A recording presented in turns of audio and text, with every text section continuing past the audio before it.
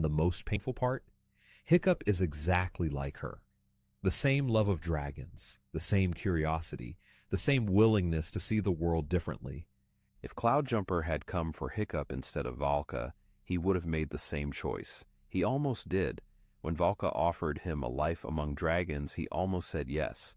The only difference between Hiccup and Valka is that Hiccup had Astrid, Toothless, and his friends to keep him grounded. Valka had nobody.